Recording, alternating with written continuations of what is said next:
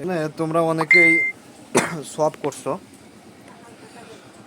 আমি উল্টা সোয়াপ করছি। মানে তোমরা টোকেন থেকে করছো কি ওই সুই বানাছো, আর আমি বাইন্যান্স থেকে সুই ঢুকায়া তোমার এই টোকেন বানাইছি।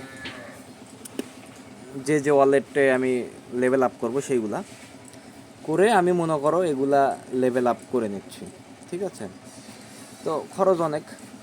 এখানে 40টা টোকেন ব্যয় হলো, এর আগে 20টা টোকেন ব্যয় হয়েছে।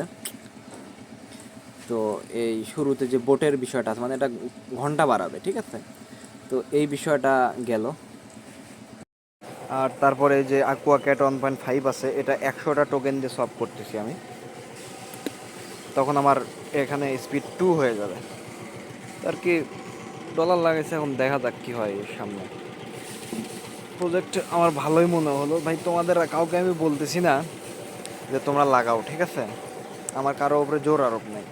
মন চাইলে লাগাও, না চাইলে না লাগাও। আমি এইভাবে প্রত্যেকটা ওয়ালেটে নিয়ে আমি এইভাবে ইয়ে করে ফেলেছি, ঠিক আছে ভাই? আর দেখো, তোমরা করলে করো, না করলে না করো।